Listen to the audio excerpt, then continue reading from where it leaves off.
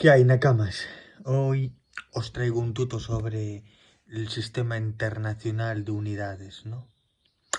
En 1990, la 11ª Conferencia General de Pesas y Medidas designó oficialmente un conjunto de 6 unidades básicas, como el Sistema Internacional de Medidas, o SI, en cualquier idioma. Se establecieron normas sobre unidades derivadas, unidades suplementarias y prefijos. Pues bueno, unidades básicas, ¿no? Serían esto: la magnitud física, nombre y símbolo. La longitud sería el metro, la M, ¿no? La longitud, vamos, la masa sería el kilogramo, kg, ¿no? El tiempo sería segundos, S. La intensidad de corriente eléctrica sería el amperio, A. Y la temperatura termodinámica sería la Kelvin y sería la K. Unidades suplementarias. La magnitud física sería el nombre y el símbolo. El ángulo de plano sería el radián y es una rad. Y nada, chavales, lo demás es esto de aquí. A ver si os digo. Acá. Unidades derivadas expresadas en unidades básicas y suplementarias. Magnitud física, nombre y símbolo. Bien. Aceleración es metros al segundo al cuadrado, que sería metros segundos. Aceleración angular, que sería radian sobre segundo al cuadrado, rad partido segundo al cuadrado. Velocidad, metro sobre segundo, metro segundo. Velocidad angular, radian sobre segundo, rad sobre segundo, como veremos aquí. Densidad de corriente eléctrica sería el amperio sobre metro cuadrado. Aquí sería amperio sobre metro cuadrado. Y la densidad, kilogramo sobre metro cúbico. Kilogramo partido de metro cúbico. Bien. Bien.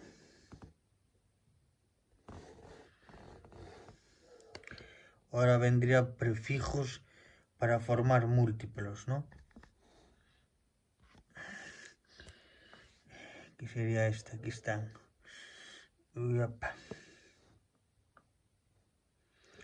Prefijos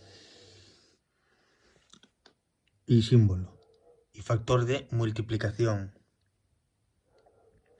Tera es una T y significa 10 elevado a 12, ¿no? Giga es una G y es 10 elevado a 9. Mega es una M y significa 10 elevado a 6. Kilo es una K y significa 10 elevado a 3. Eyecto es una H y 10 elevado a 2. Y deca es una DA y es elevado a 1. Bien, ahora vendrían los prefijos para formar los submúltiplos,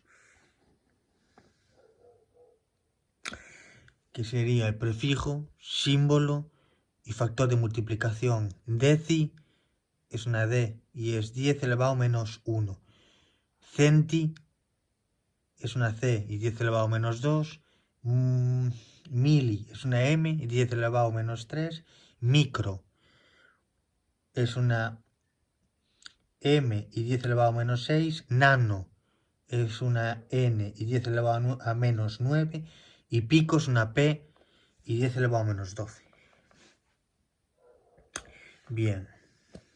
Ahora vendría la conversión de unidades. Esto es importante para los ejercicios, chavales.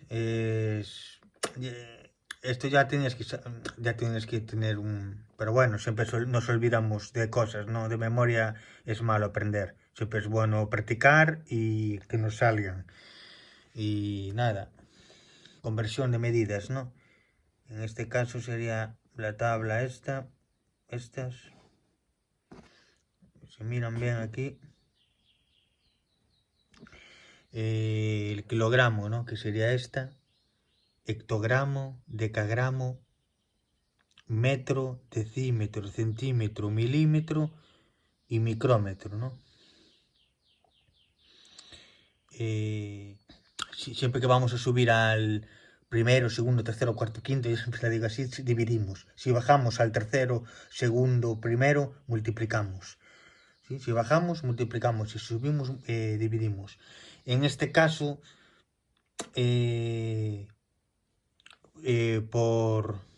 por metro cúbico, o sea, por 2, ¿no? Lo multiplicamos por 10, por 100, por 1000, ¿entendéis? Cada bajada o cada subida le ponemos un cedo.